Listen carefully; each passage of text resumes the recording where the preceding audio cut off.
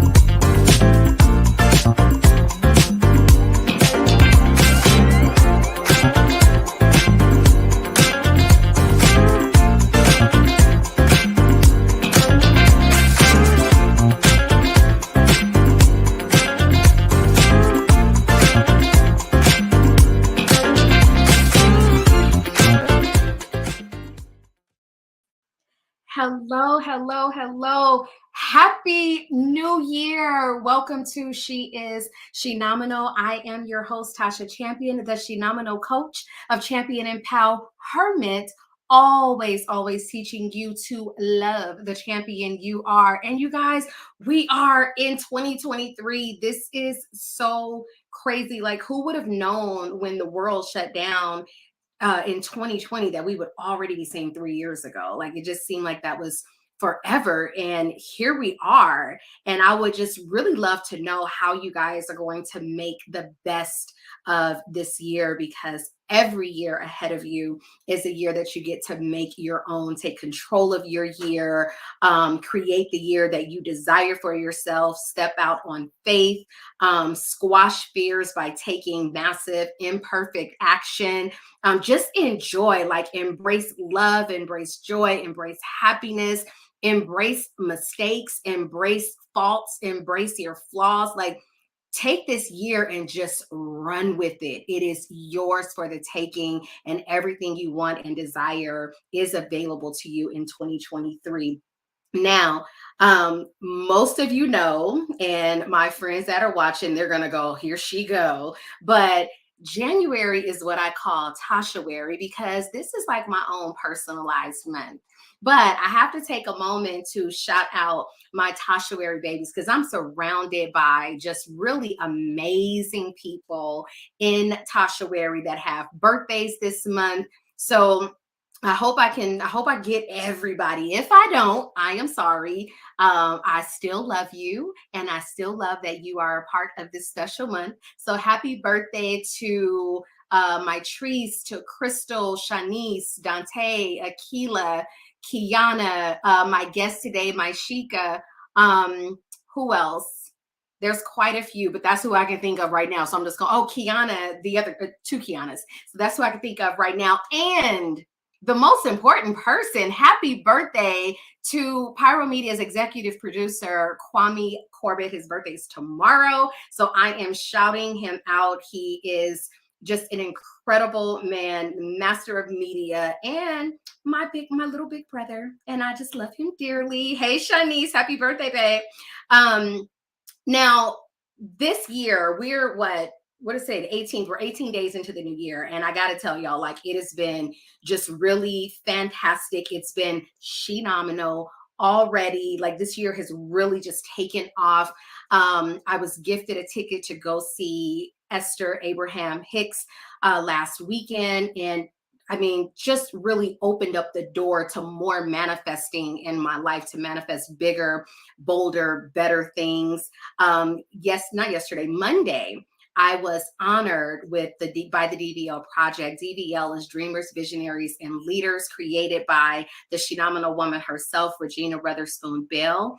And in the high desert community of Southern California, DVL honors Black and Hispanic people that are doing big things in the community and really making a mark in their own American history. And on Monday, I had the honor of standing on that stage and being recognized for the work that I do in the community with cancer patients, as well as just with women in general, empowering them to take control and live their best life, helping them heal. It's a passion of mine, but it's always amazing to be recognized and honored for the things that you just simply love to do from your heart, and to be there. And I know other people, matter of fact, the guest that I'm interviewing today, I met her in 2018 when she was being honored for the same award. And I've met other people in the community, and by far they say it's one of the most near and dear honors that they have received. So I am just super honored and proud to join the ranks of that, and just truly, truly grateful. um, I think that's probably all that I got to catch up with y'all on for the beginning. Like I said, we're only 18 days in, but we are going to just really magnify this year. I plan to bring you guys people that are going to pour into you, share their stories of triumph or overcoming obstacles, sharing their business. So if you are a woman and you have a business, you have a story that you want to share and tell and inspire people by, this is the place where you want to do it. So please go to Shenomenal.com and make sure you send me an email so that I can have you on She Is Shenomenal. And I do interview the occasional Henomenal man, so you guys are not left out by any means. All right. Before today, we're going to take a quick commercial break, but when we come back, I have the honor of interviewing Miss Myshika Ross. She is going to tell her story of just overcoming obstacles from being incarcerated at the age of 13 to being a struggling single mom, and then launching Lighthouse Restoration, where she helps others struggling single moms excel at life. She is also a life coach, just helping people realize the passions within them. You guys know I am surrounded by phenomenal women, and Myshika is definitely one of them. So stay tuned, stick right here, and we'll be back with Myshika as she tells her story. I'll see you in a minute.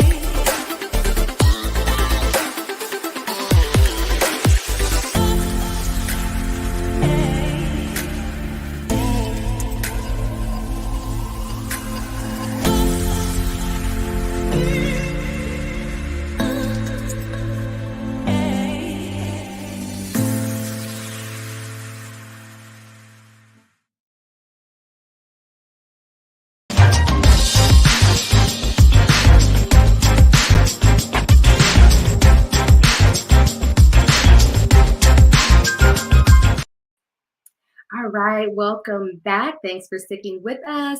I want to introduce my guest today, Miss Myshika Ross, founder of Lighthouse Restoration.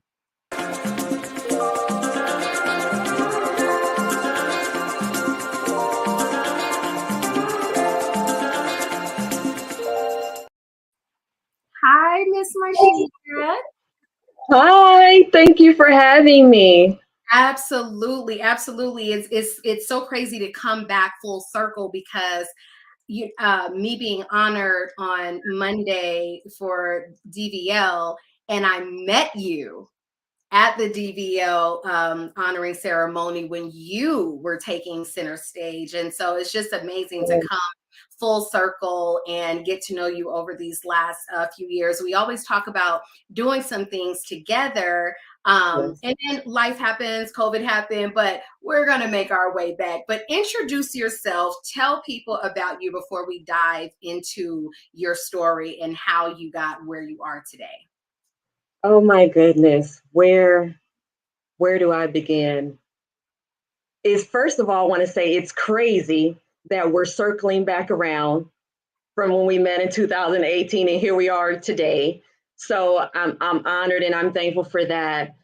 But for the most part, my Sheikah, I am an overcomer. I am a mover and a shaker. I am a single mom or was a single mom.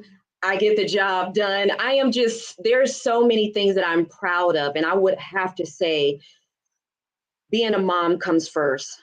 Raising my 3 children and now my 2 grandchildren, Jabrea and Raina, and just being a community leader and the work that I have done in the community and the growth that I have made personally in my life.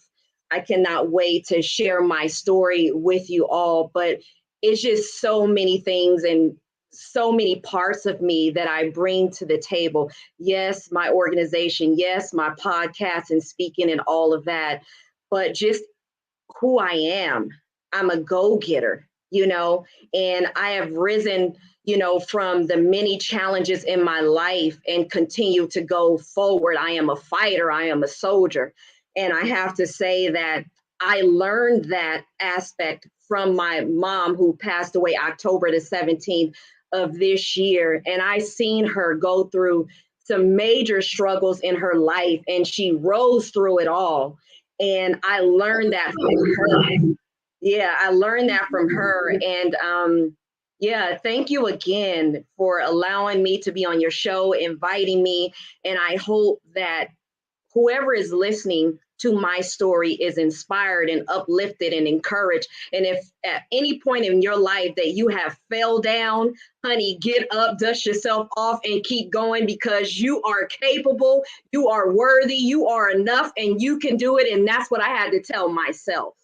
Dropping the mic already. Yes, I absolutely love it. Now, before we get into like the meat of it, I want you to tell everybody why you decided to use your story on a platform because we all have our reasons when we go through things and we decide to share our story. It's for various reasons. But before we start talking about what you've gone through, what made you wake up one day and decide, you know what, this is a story that I want to share with other people?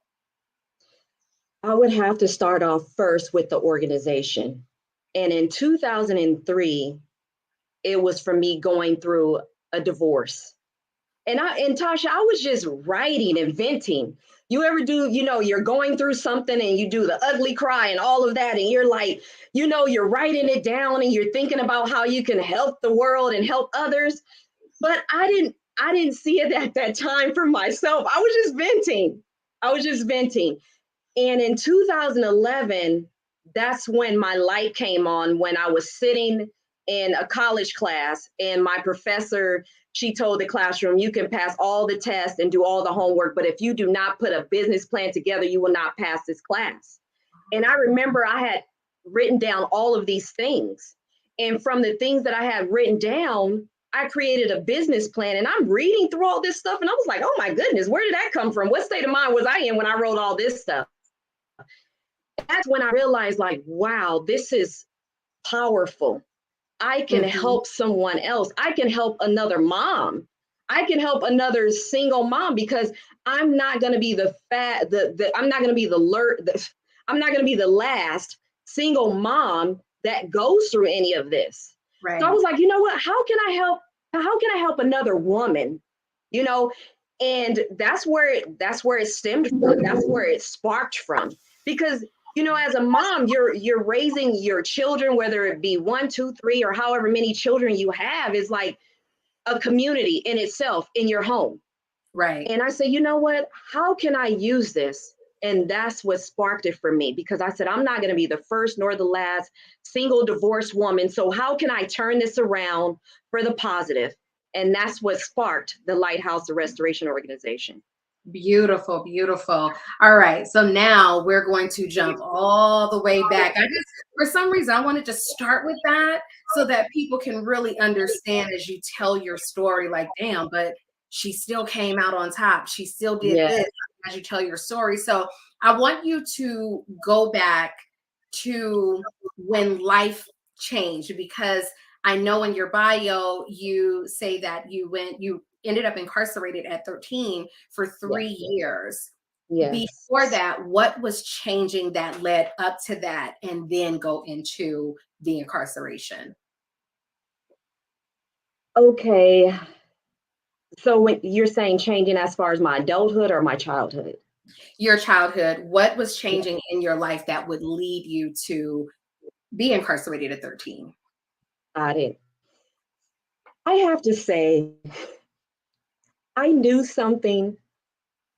I knew something was special about me when I was in fifth grade during recess, talking to everybody or the students in my class about God and saying, hey, you know what? Doing motivational speaking in fifth grade and not knowing it. I knew something was special then. And during that time in my life, just like Tasha said, at 13 years old, we lived in Nickerson Gardens. We lived in the projects. I was living with my mom at the time, would go and visit my father on the weekends. And there was an incident that took place, a domestic violence incident that took place with my sister and myself. And my sister was being beaten by her husband, and she was 8 months pregnant. And I tried to assist, and I'm like, hey, can you please stop fighting my sister? And he began to fight me. And I ran in the kitchen, I got a knife, and I stabbed him in the leg. And from that leg wound, he passed away from that. Wow. And it was a lot to go through. And I'm sorry that it happened. It is a part of my life. I have accepted it. It's a part of my journey. And I try to speak to other youth, and I do speak to other youth about it. And if I can change it, I would. I would go back and do something different because I'm very remorseful about that. But there is nothing that I can do about that. And back and forth to court. At the time, my sister said that he wasn't doing anything to her, so she didn't know why I did it. And so it flipped things around from like self-defense to now second-degree murder. So that was a charge that I was facing at 13 years old that landed me incarcerated for 3 years. I went to Los Padrinos Juvenile Hall, Central Juvenile Hall. I spent some time in Youth Authority in Ventura. And my last stop was Dorothy Kirby Placement Center, where I spent the remaining of my time at 3 years. So from 13 to 16, I was incarcerated. And I told myself, Tasha, I am not a victim. I am a victor, and I am an overcomer. And I will use this for the good. I will use this to encourage, uplift somebody else, because I have had to explain it, share it throughout the years applying for jobs. And you may know, or others may know, that when you have a felony on your background, it's hard to, obtain employment. And it's so many different obstacles and challenges that you come up against.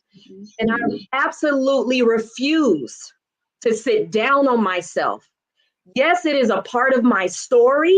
It's a part of my journey. I cannot change it, but what I will do, I will go forward, and I am an overcomer, and I will be an example and set an example for the people that have had challenges in their lives, to let them know if I can rise from it and go forward and create the life that I want to live for myself and to take care of my children when they were younger, that's what I will do. I will share my story to uplift, encourage, and say, hey, dust yourself off, because God has a purpose for your life. I will not be able to talk to you today because I feel like God has been so big in my life, so big. I didn't always realize it at the very beginning, but there is no way, Tasha, that I could be in the right headspace as I am now and have grown so far and spoken to other people without the grace of God on my life. I will tell anybody that. That's how I feel in my heart. I don't try to impose what I believe on anybody, but that's what I believe that brought me through. And that's why I'm still standing. God said he will give me beauty for my ashes, and he has done just that. And he has turned it around for my good. And I will continue to share that. I will continue to go forward in that. You know, I just want to pause for a moment, because most adults, you know, have a hard time dealing with any type of incarceration, but to have to go through that at 13, and then to have the very person that you were protecting then turn against you. This is not just like something that happened and it's like, okay, I'll dust off and I'll just go. But like, as I'm listening to you, when you came out of that at 16, was there a period where there was guilt or regret or shame, or like, what was that key moment where you're like, you know what, I gotta keep going forward? Because I hear you saying it now, you know, of course, and it's been so many years, and so you work towards that, but just putting yourself back into that 16-year-old self for a second, what was that like, saying, enough is enough, I gotta change this, or I need to do this? Like, how did you keep yourself going in that time? I would have to say, because you mentioned how did I feel? Of course you feel shameful. You don't want to share it. You don't want to talk about it because people are going to put a magnifying glass on you and just pick you away, pick at you. And I have to say that I remember some of the things that my father used to mention, and he would encourage me and uplift me. And my grandmother was very supportive in my life. She would also encourage me. And I also have to mention, during my time of incarceration, I ran across some good staff members that spoke into my life. The probation officer that I had, Mr. Shabazz, he used to tell me about this quote, and he told all of us, he said, if you fail to plan, you plan to fail. And he used to say that so much, it would get on my nerves. But when I became an adult, I got it. And I had some great people during that time to cross my path and to help me along the way. And my grandmother, she used to always tell me, my Sheikah, whatever you do, each day show up and do your best. Show up and be your best. And so the things that they poured into me, that was really helpful for me. And another thing that my father used to tell me, he used to tell me, my Sheikah, ain't nobody gonna knock on the door and give you nothing. If you want something, you go out there and get it. And Absolutely. That stayed with me. And I still carry it with me to this day. And I have to say, those are the things that got me through, reflecting on those things. And when I got down to pull from those things, and the people that, were around me pouring into me. And that really helped me. It helped me get through a lot of things, because that was a lot to go through. And it was very traumatizing at 13 years old to go through that, because there's so many things going through your head.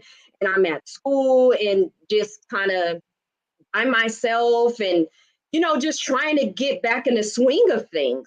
So it was a lot, Tasha, to deal with at that age. It was a lot to deal with. And at that time, my dad also sought professional counseling for me so that I can vent and talk about some of the things that was on my mind. And that was really helpful.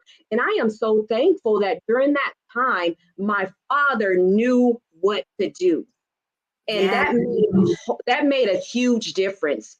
He knew to get me an attorney. He knew to seek counseling for me so that I can speak about some of the things in a safe place. He knew what to do for me, because I, of course, at that age as a child, didn't know what to do. He and my stepmom, they played a huge part in that particular time in my life. Right. Now, I want everybody out there to know, yes, I've known my Sheikah since 2018. Yes, I know some of her story, but I'm hearing this also for, the first time. And just, Maishika, I want you to know that you're so powerful in the way that you are explaining your story, but the overcoming of it, like you're just dropping mics all over the place right now. And what I'm loving is the passion of like, yes, this is what I did. Yes, I've experienced this, but that has nothing to do with today. Like my life had an opportunity for change and growth, and I took that opportunity and I had supporters. So I really love your passion behind what you've been through and then deciding to use these stories to help other people. Now, fast forward a little bit, because I know as close as you were with your father, you then experienced losing him not long after all of this happened. So take us through that for a moment. And what did that do for you? Did you feel like you might fold or fall, or did you have enough of the words that he gave you to keep you uplifted? You know, Tasha, when my father passed away, and it was just after it was 1 year later after I was released. So to have his support through all of that and then have him pass away, it was very devastating for me. And one of the thoughts that went through my mind, and you know, when we go through things, we wonder, like, wow, was it because of this or was it because of that? And I remember when my father passed away, the thought that crossed my mind, I said, wow, did I lose my father early because I was the cause of somebody else losing their father early? And that crossed my mind, and I carried that for a long time. And I got to a place in my life as an adult, and I said, you know what? I have to let this go, because I prayed and I asked God to forgive me for that. And by no means did I want that to be the outcome. I was just trying to help myself and my sister, not knowing that that was going to be the outcome. And that was, that was during a time where I really had to just sit with myself, and I had to forgive myself. I had to forgive myself and say, my Shika, you have to forgive yourself. No condemnation. God forgave you. You prayed about it. You asked for forgiveness. You have to let it go. Whatever other people have to say about it is their business. It doesn't have anything to do with me. But I had to find my peace in it, Tasha. I had to set myself free, because I had held myself captive for so long because of it. And I had to set myself free in order to have happiness with my life, because it is my life and this is what it is. I can't change it. I can't go back to it. I can't rewind. So what do? You embrace it and say, this is all of me, and I stand tall, and I am an overcomer, and I can do this. I am enough. I am worthy, and I don't owe anybody anything. Right. I love that. Stand in that. I had Yes. to stand in that with my whole heart and say, you know what, my Shika, I forgive you. I forgive you. You continue to get up and go forward and dust yourself off. I had to go back. Every time it came up, I had to forgive myself again. When it came back up again, I had to forgive myself again. Right. I'm glad that you mentioned that, because so many people, there's this belief that, oh, I forgave, or I forgave this person, I forgave myself. And I'm sure you had to go through a forgiveness with your sister as well.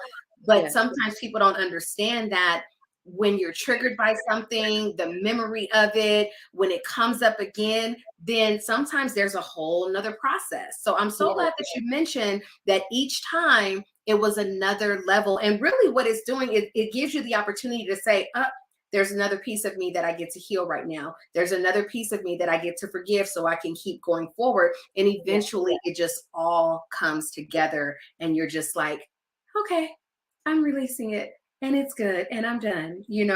So we're going to take a quick commercial break, because that was a very powerful testimony that you just gave, especially in the getting through it, the support, what you had to tell yourself, encouraging yourself, being encouraged by others, hanging on to the love and the words that other people gave you. Like, that was so incredibly powerful.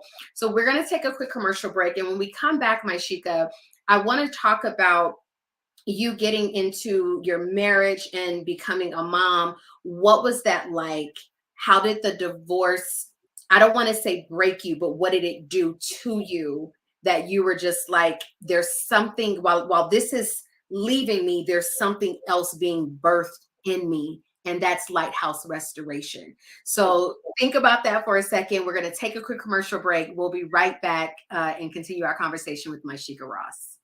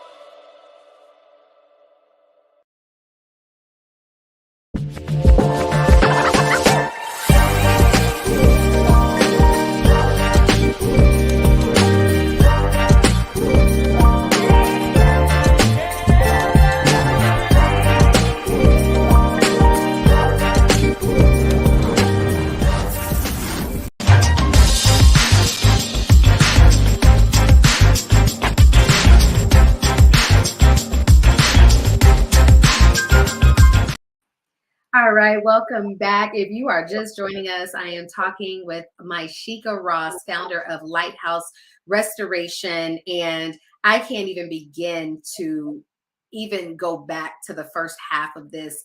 If you missed it, you just gonna have to wait to the end and then go back and watch it, because you really need to see Myshika's passion and what she's gone through and how she's been able to overcome such an incredible battle at the age of 13, and how she stands today just proud and encouraged with her heart on her sleeve, loving on so many other people, is really, really inspiring, because what could have emotionally, mentally, physically took her out, she fought to be where she is today, which makes her so incredibly phenomenal.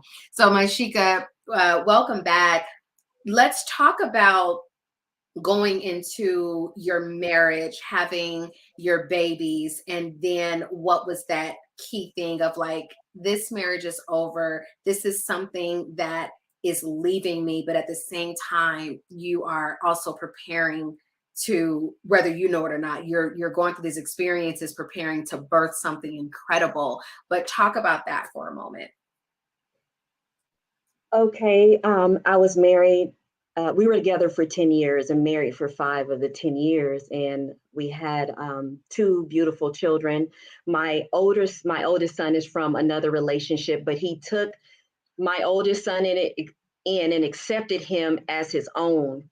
And that time went by and a lot of things transpired, at that time. I don't care to go into all those particulars, but when it happened, I have to say, of course, when you're married, you expect for it and want it to last forever, but unfortunately that wasn't the case, and it is what it is. And we're better friends now than we were before. It's crazy. You hear that all the time. People say, oh my goodness, we're divorced. We're better now than we were married.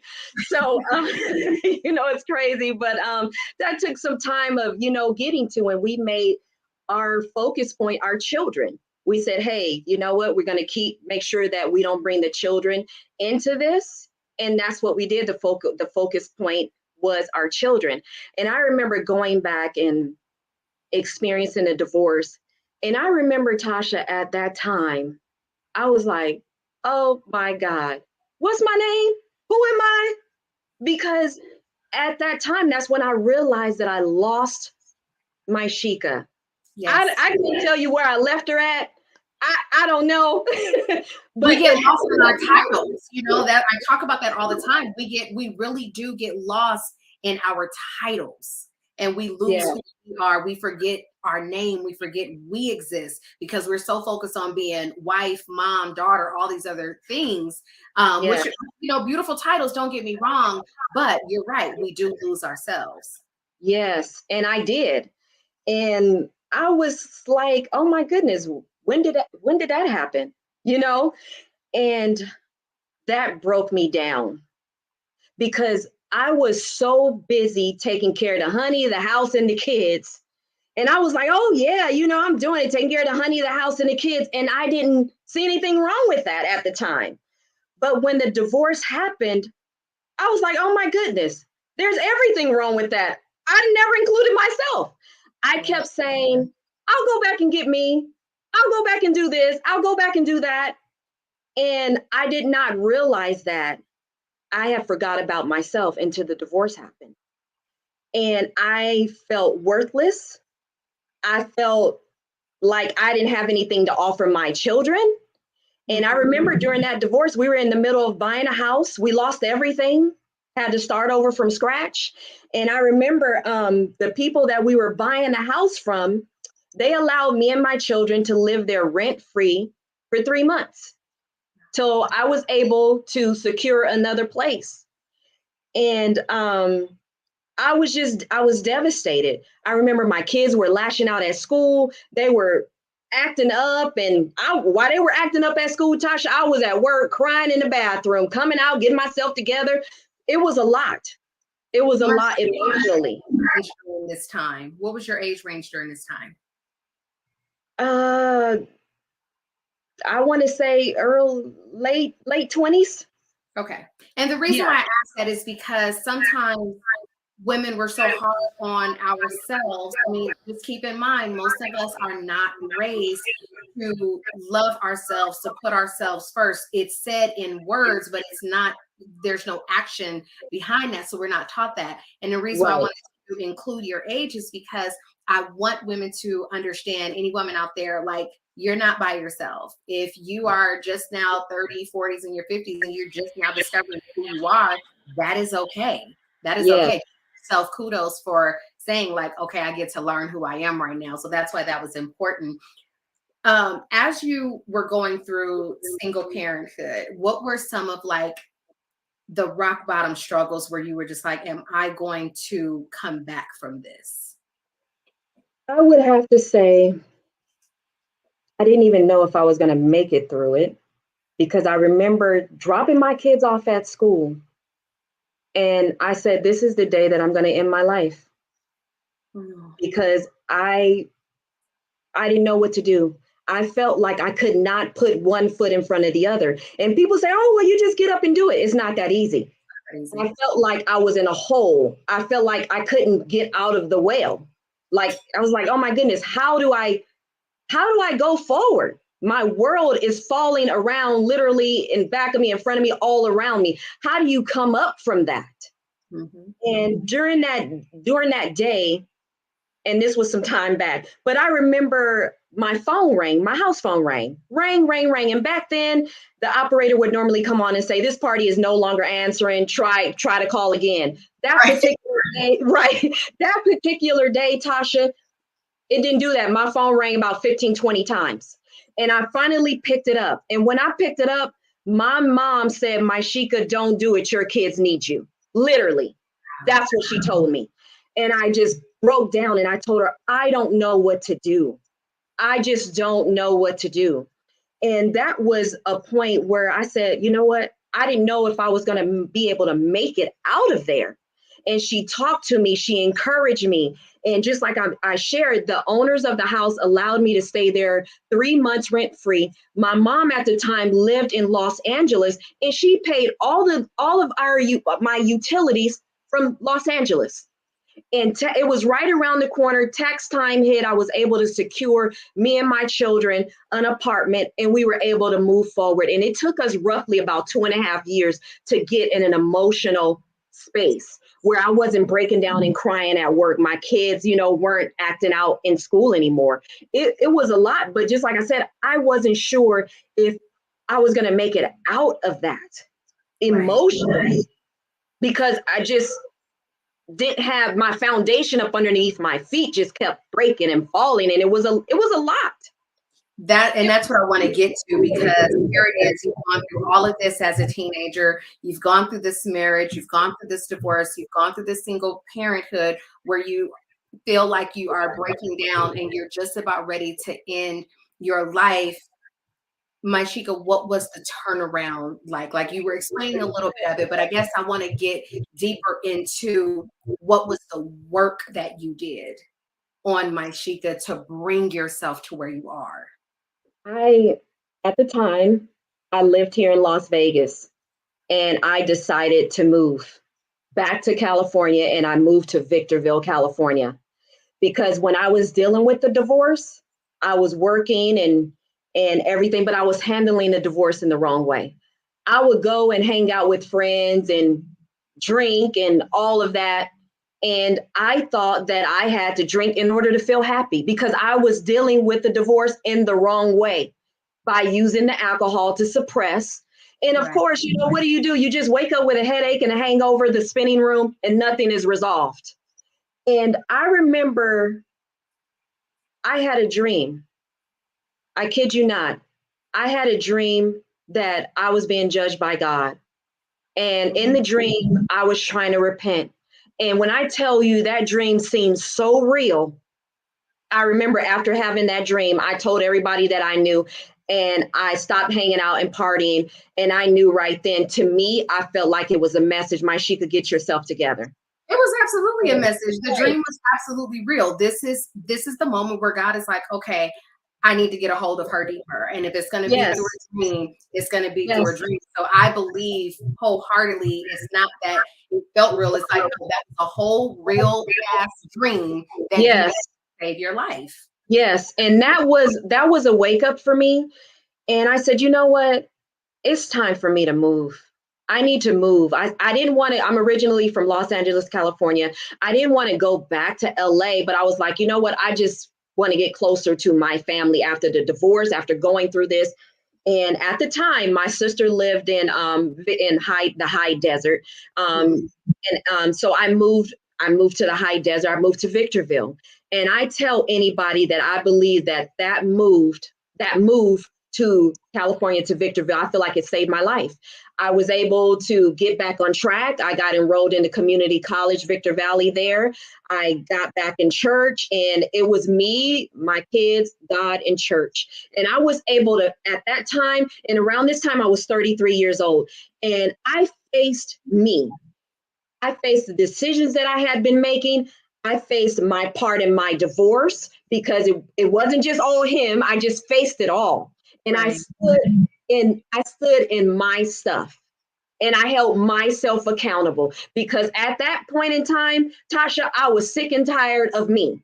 I was sick and tired. And sometimes you got to get sick and tired of yourself to do something about it. And I said, this is where I draw the line, and this is where I do something different. And just like I mentioned, I was about 33 years old. And during that time, it was for 9.5 months. It was me, my children, God, and church. I didn't date. I just cut it off. I just said, I need some time to reflect and get myself together. That was the turning point for me. And that's where everything started coming together for the Lighthouse of Restoration organization. I had to do something different, and I had to hold myself accountable. I had to stop pointing the fingers, like at the divorce, and he did this and he did that. But Maishika, what did you do? Are you holding yourself accountable?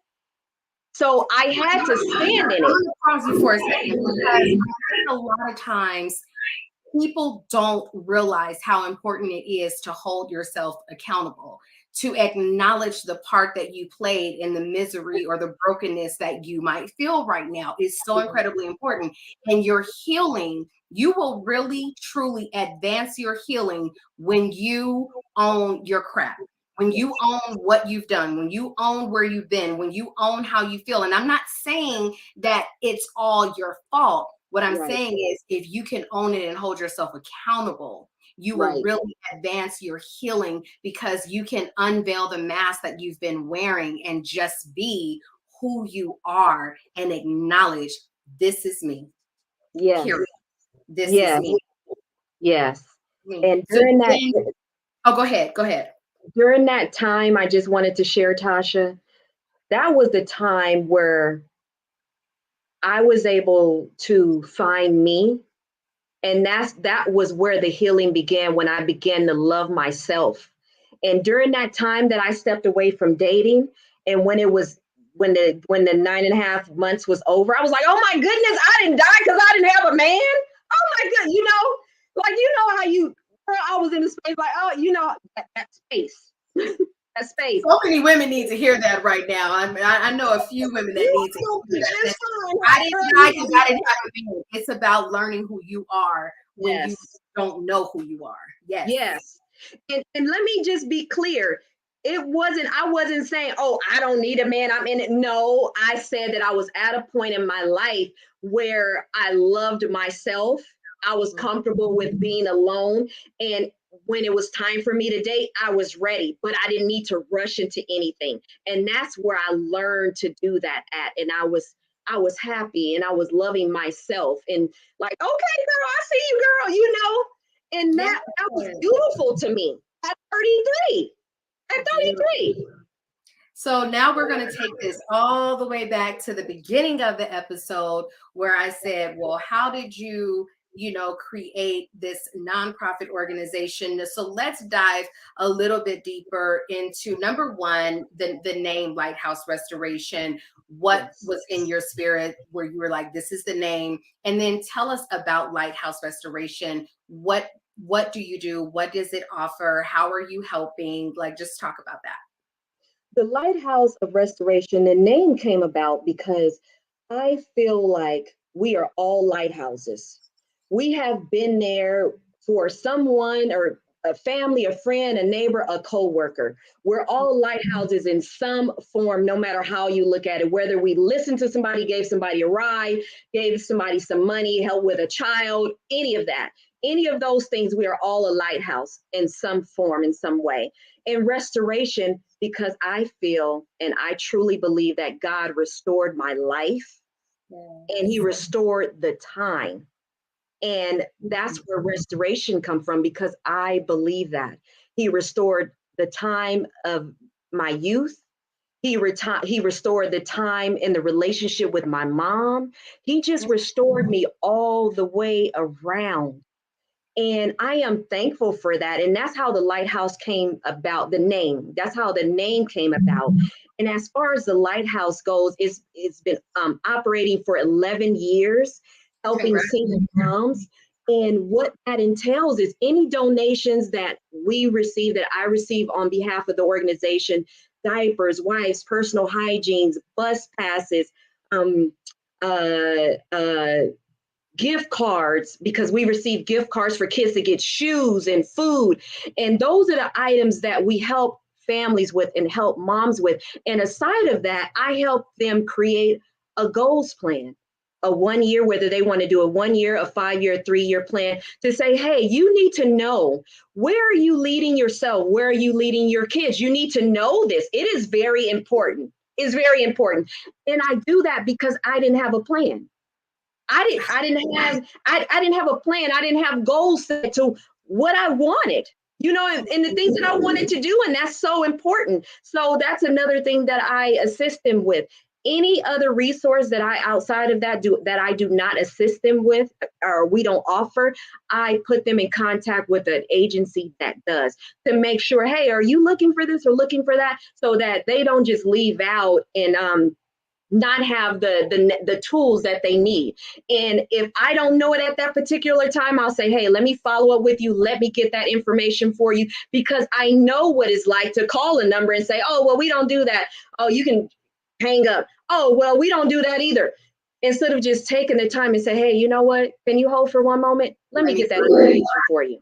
And save them the 10 calls, So, the organization, I tell anybody, it's been a two-way street, because not only am I helping a family, they have also came in, and Tasha, they have said things that uplifted me and encouraged me, and they didn't even know that maybe I was feeling down or discouraged at that time about whatever in my life. And it's a two-way street. And I've been on both ends of the spectrum. And a lot of times, some of the single moms, they're just in a rough patch at that particular time. You help them that one time and they're good. There was a time in my life when I was a single mom. I had 2 jobs and I was going to school. I had 1 job and was going to school. And I've had a job. I've had 1 job and paid all the bills, and there was $20 left. What do you do with that? Right. So I know the challenge of that. There were times as a single mom where I would feed my children and there was nothing left for me. Mm-hmm. And I remember my oldest son saying, "Mama, what are you going to eat?" And I'll be fine. I'll find something. There was nothing to eat. That's the mom in us. Yes. Yes. Like, what do? You keep pressing. And I know that, those are some of the struggles that single moms, face. And it is challenging. And I'm not saying by any means, no, woe is me. No, not that at all. It is challenging. Yes, you keep going. It is challenging. But you know what? You can do it. You can do it. Exactly. And if this episode hasn't taught anybody anything, it for damn sure taught you that you really can keep going. And, it's so hard to come to the end of the show when the conversation is just so good. So, of course, I will definitely have to have you back. But before we go, there's a couple of things that I want to ask you. So the first one is, what would you say to your 13-year-old self? Oh my goodness. I would tell her, girl, you are amazing. You are an overcomer. You are enough. You will get through this and you will shine. Believe in who you are and keep moving forward, because you may not be able to see it with the naked eye, but girl, you are going to shine. I see you, and keep going. And every time you fall, you dust yourself off and you keep going, because you got this and you're going to be all right. That's what I would tell her. Beautiful, beautiful. And I know there's a lot of people that needed that message for their own 13-year-old self or for where they are right now. And my last question before we get into how people can connect with you is, who has been a Shenomenal woman in your life and why? Oh my goodness. So many people few people pop up in my mind. First, I have to say my mom is number one, because even though my mom had challenges with drugs, I always seen my mom lose everything a few times and get up and rise through it. And before she passed away, she was over 20 plus years clean. And I watched her and I saw her. My mom also introduced me to God. Even though during that time my mom was on drugs, my mom prayed faithfully. I didn't know all of the ins and outs, but my mom demonstrated that God was important through it all. So I pulled that and I said, okay, she's praying every day. This is important. She has a connection with God. And I pulled that. So I have to say that her for number one. Number two, I have to say my grandmother, because during the times that my mom was not able to be there during going through addiction, my grandmother played a very important part in my life. And I was ever so grateful for that. She always said, "My Sheikah, whatever you do, you keep getting up and you do your best. Keep getting up and you do your best." And she never threw me under the bus. She just continued to love me unconditionally. And I appreciate that. And over the years, there has been women that cross my path and sow seeds, drop little nuggets, in my ear. Right. This, hey, do that. Hey, try this. And I'm thankful for that, because I feel like it's all been a part of the process of who I am today. And I really appreciate that. Absolutely. So now tell people how they can connect with you. Tell us the title of your book, the title of your podcast. Like, let's have a 60-second My Sheikah moment. Let this be all about you, Hunty. Okay. So my podcast is called Lost: Living All Struggles and Treasures. So you can find that at onelost.libsyn.com. That's the podcast. And for my speaking engagements, you can reach me at myshikaross.com. And for the organization, you can go to the lighthouseofrestoration.org. But again, you can also reach me at myshikaross.com. My phone number is listed there. My email is listed there. And I'm thankful for the work that I have done over the years. I've received countless awards for community work, and I'm gonna keep going. I'm gonna keep believing. I'm gonna keep praising God and keep asking him to show me the way and keep moving forward, encouraging, motivating women and other people on the stages and the platforms that I have. And I'm thankful for this opportunity. Thank you for everybody that has been listening and showed up today, because you know what? We got this. We got this. Mashika, really quick, because you're getting ready to get another award, I think, in Sacramento. Yes. Give us a little quick snippet before we go, because I want to make sure that we shout this out. I want to make sure, I know you've had countless awards, but I want to make sure we talk about that, because in everything that we talked about today, everything that we've been through, is moments like this that say, yep, I did all of that. So what award are you getting ready to have North to get? Okay, before I mention that, also, I want to mention you can order my book on the Barnes & Noble's website. It's called 25 Years to Life by Myshika Ross.